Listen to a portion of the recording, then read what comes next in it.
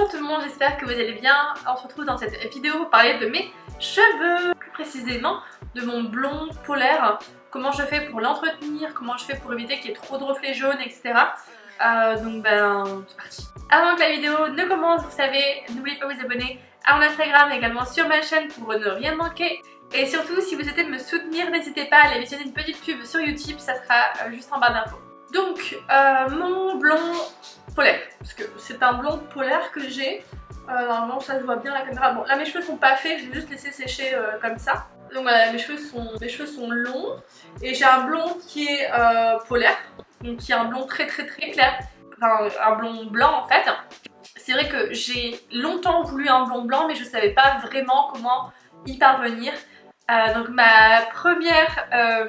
mon premier conseil, on va dire, ça serait de pas tenter de le faire vous-même déjà, de le faire par un professionnel, parce que j'ai tenté d'avoir mon blond polaire tout seul chez moi et je peux vous dire que le résultat n'était pas joli. J'ai même cramé mes cheveux totalement, on va dire. Là encore, j'ai essayé de faire ma patine toute seule et puis on voit le résultat, je suis rousse. Si. Bref, surtout voilà, premier conseil, c'est d'y aller, d'aller voir un professionnel. Parce que le blond c'est vraiment spécifique. Même si décolorer ça n'a pas l'air si compliqué que ça, franchement je vous conseille d'aller voir les vidéos fail capillaire sur YouTube, j'en ai quelques-unes d'ailleurs. Le blond c'est vraiment spécifique et c'est pas à la portée de tout le monde, c'est pas des colorations qu'on peut faire comme ça, comme des colorations Garnier etc. qu'on voit, c'est pas quelque chose qui est facile à faire, facile à obtenir. Donc je vous conseillerais vraiment d'aller voir un professionnel si vous voulez avoir un blond polaire et vous partez d'une base foncé, on va dire comme ça, parce que donc là du coup c'est mes vraies racines, là c'est des fausses racines, vous voyez hein, c'est un peu, c'est pas ma couleur quoi. Donc si vous avez des racines plus foncées que les miennes de base, là, franchement allez voir un professionnel et surtout sachez que ça va prendre du temps parce que le blond, si vous êtes foncé de base, en tout cas comme moi ou plus foncé, ça va prendre vraiment du temps. Moi j'ai décoloré tous les 6 mois environ pour avoir ce blond là. C'était pas facile, je vous rassure, et je vous assure que c'était pas facile parce que je voulais pas trop abîmer mes cheveux, même si à la fin j'ai fini par le faire parce que j'en ai fait que ma tête. Pour pas trop abîmer vos cheveux, je vous conseillerais d'attendre au moins 2 mois entre chaque décoloration, parce que entre chaque décoloration d'utiliser un maximum Olaplex. Je sais que c'est cher, mais si vous allez dans un coiffeur qui utilise Olaplex et qui vous vend un supplément, je vous conseille de le payer parce que l'Olaplex c'est vraiment pas mal quoi. Donc imaginons, voilà, vous êtes chez le coiffeur, vous avez votre blond et tout, c'est parfait. Il vous a fait votre blond, on est bon, votre blond est là. Maintenant, comment l'entretenir? Parce que faut savoir qu'un blond polaire, ça va pas rester polaire à vie. Il faudra l'entretenir pour éviter tout ce qui est reflets jaunes qui vont revenir en puissance, hein, je vous préviens. Première chose, c'est un shampoing bleu. Shampoing bleu. Alors moi j'en ai 2 à vous conseiller. Donc il y a celui-ci que vous pouvez retrouver en boutique pro. Moi je l'ai pris chez Le Bleu Libellule. Il est extrêmement fort par contre. Vraiment attention, il est vraiment fort. Et ça je l'utilise une fois par semaine. Et celui-là du coup j'utilise un shampoing sur 2 en fait pour entretenir au quotidien, on va dire, mon blond, éviter tout ce qui est reflet bleu, tout ce qui est reflet jaune. Par contre, pas avoir de reflet bleu. Et pour éviter tout ce qui est reflet bleu, ne le faites pas poser. Ne faites pas la même erreur que moi, parce que les reflets vont être tenaces, hein, je vous préviens. Et j'aime beaucoup aussi ce soin-ci, que vous pouvez trouver par contre cette fois-ci chez Auchan, Grande Surface, etc. Qui est vraiment pas mal pour le coup, il sent très bon. Et ça va plus être un soin qu'un shampoing. Moi je vous conseille, voilà, si c'est un peu... Si par exemple vous avez sauté 2-3 shampoings sans faire de shampoing bleu, je vous conseillerais de faire ce soin. À laisser poser 5 minutes maximum, et moi je le dilue aussi dans un autre masque pour éviter qu'il soit trop fort, parce que pareil ça peut laisser des reflets bleus, c'est pas des plus jolis on va dire. Donc ça c'était pour les soins à faire au quotidien. Et moi toutes les 4-6 semaines, plutôt 6 semaines même, je refais ma patine.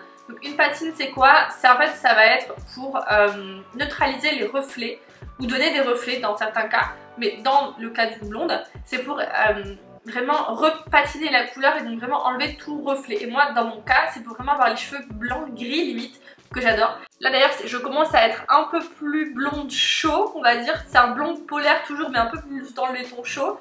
Et quand je fais ma patine il est beaucoup plus gris. Donc là je l'ai fait il y a 3 bonnes semaines il me semble, donc là d'ici 2-3 semaines je vais le refaire. J'utilise une patine professionnelle, donc qui est une couleur professionnelle que je dilue dans du 10 volumes si je me trompe pas, et je prends la Vitality en teinte 10.1.